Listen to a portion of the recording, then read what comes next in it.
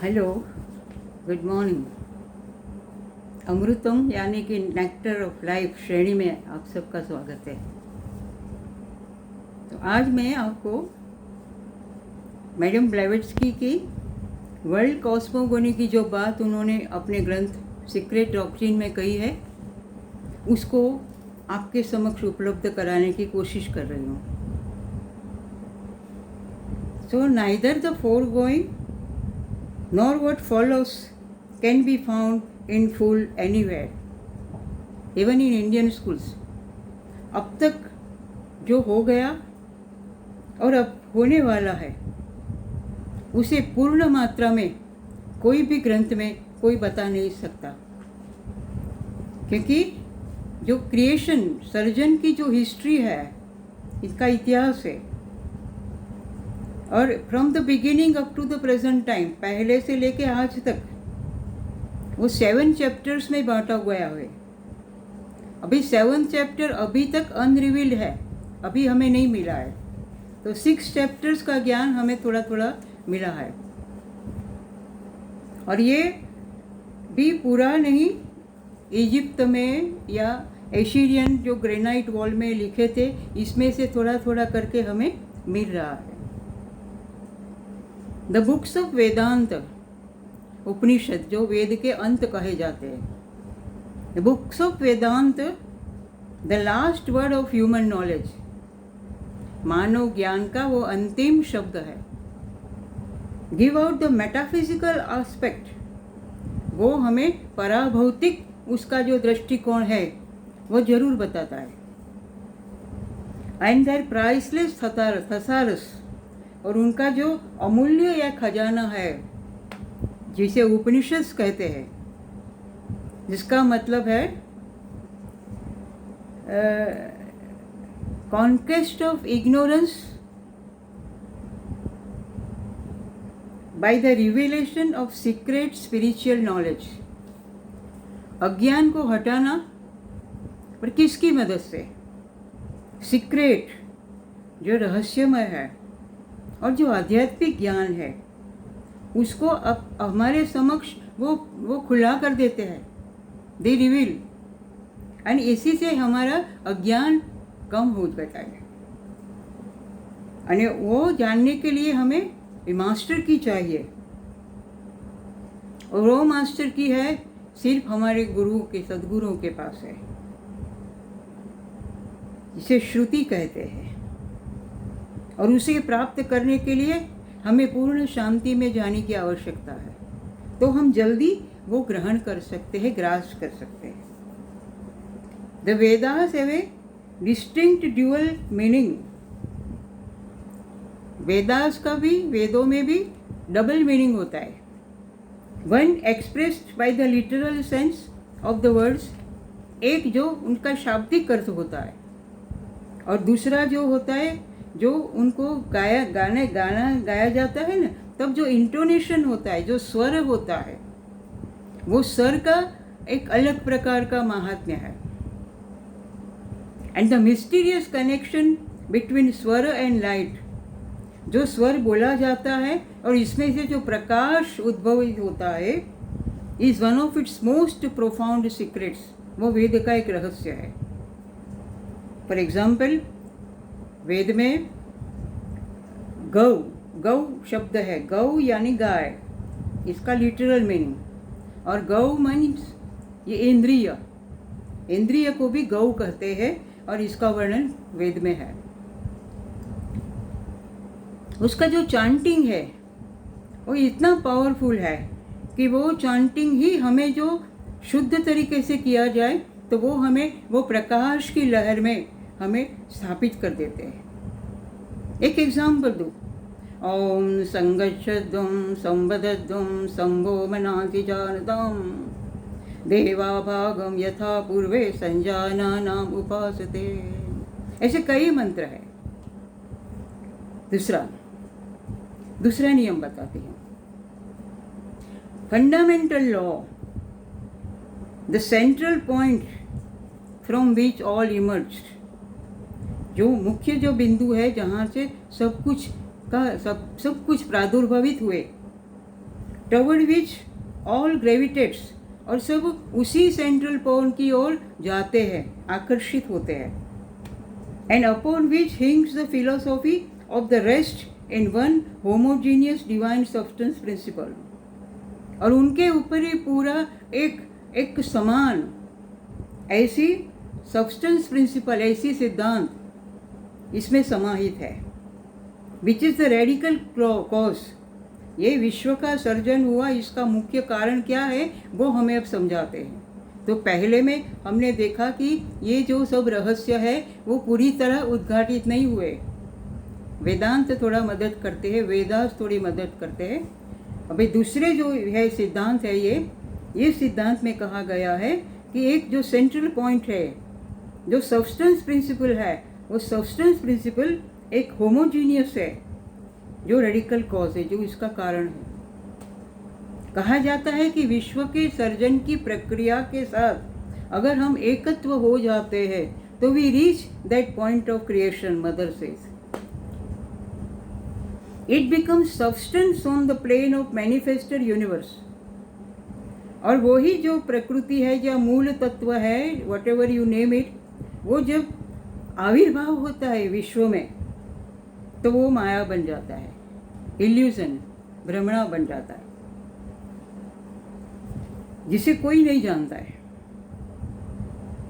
क्योंकि जो एटम्स है, उन जो एटम से वो बना हुआ है, वो वर्ल करता है, वो घूमता है, फिरता है, इसकी वजह से विश्व का भी संचालन होता है।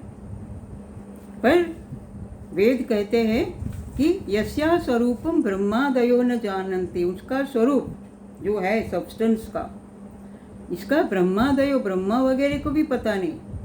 यस्या अंतो न लभ्यते, उसका अंत भी नहीं है, उनका कोई लक्ष्य भी नहीं है। यस्या लक्ष्यम नोपलक्ष्यते, और वो एक होके सब जगह पे है और अनेक होके अनेक स्वरूप लेके भी ये विश्व में व्यक्त हो रही है। So it is the omnipresent reality। ये जो वास्तविकता है वो पारमार्थिक सत्य है। तो सत्य तीन प्रकार के हैं। एक है जो हम ये जागृत में देख रहे हैं, जिसे व्यावहारिक सत्ता कहते हैं। सुबह से शाम तक हम जो क्रिया करते हैं, व्यावहारिक सत्ता। फिर हम सो जाते हैं और स्वप्न आते हैं, और स्वप्नों में जो सत्ता दिखाई देती है वो प्रातिभासिक सत्ता है। और तीसरी जो सत्ता है, तीसरा जो सत्य है, जो परम सत्य है, जो कभी भी हिलता नहीं है, इट इमूवेबल, ऐसे पारमार्थिक सत्ता कहते हैं। तो हमें ये तीन सत्ता का अगर ज्ञान है तो हम कोई भी सत्ता से हम इतना व्याकुल, स्पेशली जब हम बिहेवियरल, हमारा जो वास्तविक स्वरूप है दुनिया में, तो हम स्थिर होके काम कर सकते हैं।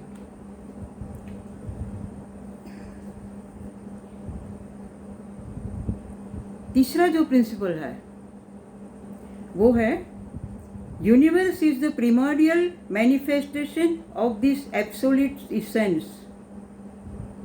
जो इसेंस है, मूल तत्व है, जो सत्व है, उसका जो विश्व है, इसका आविर्भाव है। Yes, is means he satya being, and that is difficult to be conceived by human intellect। बुद्धिग्राह्य नहीं है। अगर बुद्धि, मन वगैरह सब कार्य करना बंद हो जाते हैं तो परम लय हो जाता है, तब ये हमें दिखाई देता है, ये हमें उसका अनुभव हो सकता है। पर ये मात्र बुद्धि से नहीं है, क्योंकि कठोपनिषद कहते हैं नायमात्मा प्रवचने न लभ्येत, न मे दया न बहुना श्रुतेन। प्रवचन वगैरह सुनने से या करने से प्राप्त नहीं होता है। अत्यंत बुद्धिशाली हो, मेधावी हो, इसका मतलब ये नहीं कि ये प्राप्त होगा। बहुत सारे ग्रंथ पढ़ लिए, पूरी लाइब्रेरी खत्म कर देते हैं, फिर भी वो नहीं मिलता है। तो कैसे मिलता है? श्रद्धा, भक्ति, ध्यान, योगा, दवैही। श्रद्धा से, भक्ति द्वारा, ध्यान द्वारा और योग द्वारा ये प्राप्त हो सकता है।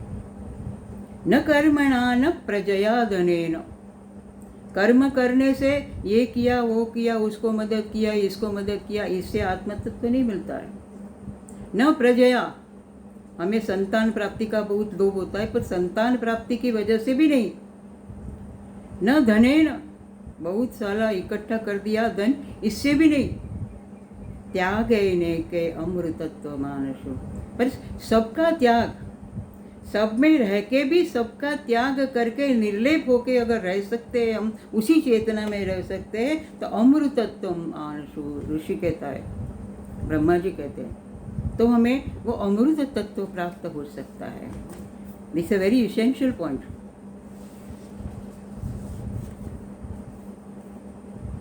मूल में परब्रह्मन और मूल प्रकृति एक है, one in reality, but two in universal conception of manifestation. ऐसे एक है, पर जब विश्व में अभिव्यक्त होना है तो स्वाभाविक है कि मूल प्रकृति जो है वो ही उसका कार्य करती है। सो भगवान ने कहा मया दक्षेण, मैं अध्यक्ष हूँ, और मेरी अध्यक्षता में ये जो विश्व का पूरा ब्रह्मांड का संचालन कर रही है माँ भगवती, माँ जगदम्बा, आपको जो नाम लेना है वो ले सकते हैं, पर वो छुपी हुई है। माया जो है वे भगवान को छुपा देती है। जैसे राम, लक्ष्मण और सीता जंगल में जाते थे, वन में जाते थे, तब आपने देखा होगा कि राम आगे चलते थे, सीता मैया बीच में चलती थी और लक्ष्मण जी पीछे चलते थे। लक्ष्मण जी को राम का दर्शन तभी होता था जब सीता इधर उधर हिलती थी। मीन्स जब हमारा माया का आवरण इधर उधर चले जाए तो ही हमें वो परब्रह्म का दर्शन होता है। ये रामायण का श्रेष्ठ दृष्टांत है।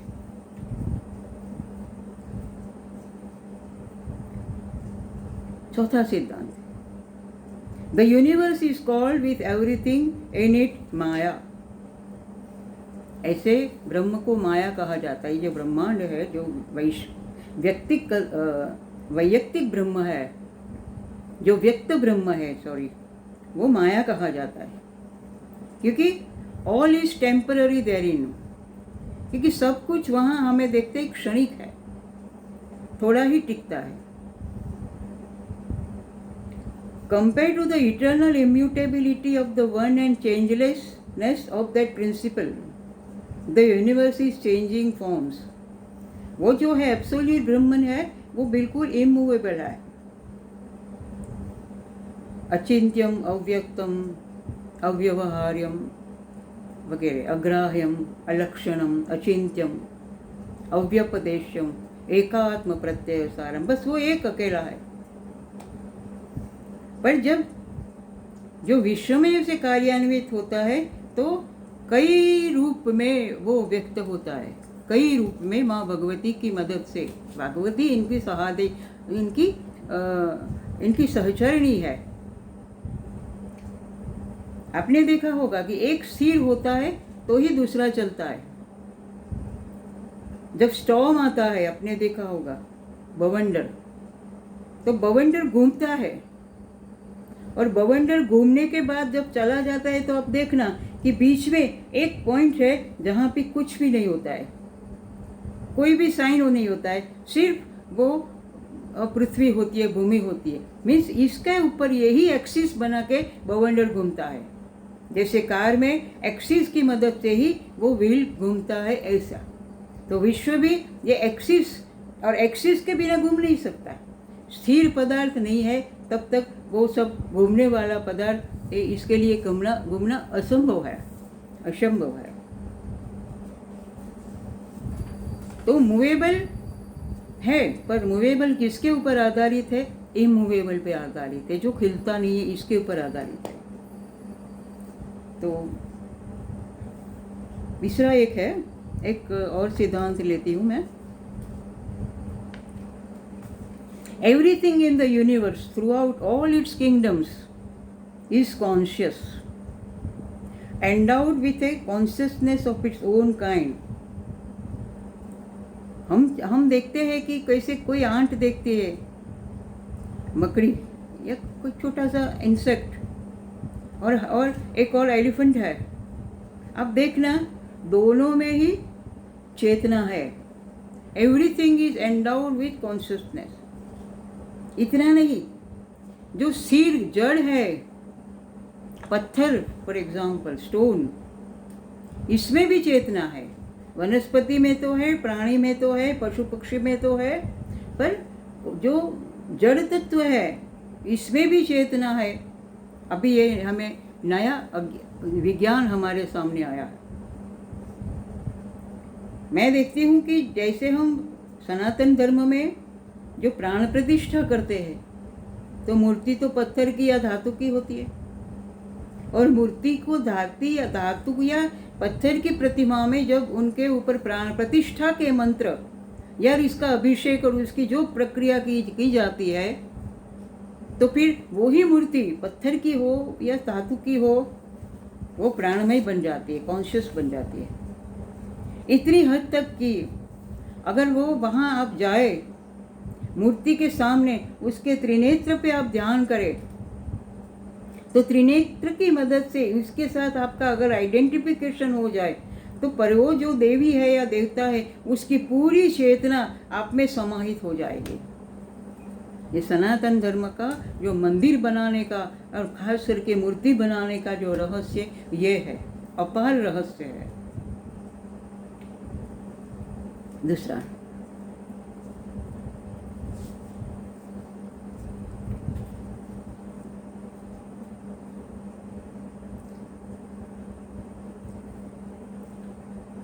हरमन हेस्ट नाम के नोबेल लॉरेट हो गए। उन्होंने सिद्धार्थ नाम का नॉवेल लिखा है। सिद्धार्थ और उसके मित्र सत्य की खोज में थे। रास्ते में उनको बुद्ध मिले, तो उनका मित्र तो अनुयायी हो गया, संघ में दाखिल हो गया, और सिद्धार्थ आगे चला। आगे चलते चलते चलते एक नदी के किनारे गया, वहाँ से गया एक सिटी में, शहर में गया, वहाँ वेश्या को मिला, वहाँ गैम्बलिंग जुगार भी खेला, शराब भी पिया, फिर वापस आया नदी पे। और जब आया तो वो ही वेश्या बुद्ध का दर्शन करने के लिए जा रही थी, एंड सरप्राइजिंगली वो वही नदी के किनारे आई और देखती है इसमें ही वे सिद्धार्थ में ही उसे बुद्ध का दर्शन हो गया। जो लोग जा रहे थे नदी पार करके, उन लोगों को भी ये बुद्ध में मीन्स के ये सिद्धार्थ में बुद्ध का दर्शन हुआ। और बुद्ध समर्थ सिद्धार्थ खुद कहता है कि मुझे वो पत्थर में, वो वेश्या में, वो शराब में, वो जुगाड़ में, सब जगह मुझे बुद्ध ही दिखाई दिए। तो ये है कि सभी जगह वही बुद्धत्व है, सभी जगह वही चेतना है। तो आज हम इतना ले लेते हैं, बाद में दूसरे सिद्धांत है, एक दो सिद्धांत है, वो बाद में ले लेते हैं। So thank you very much for giving me time and opportunity. Welcome.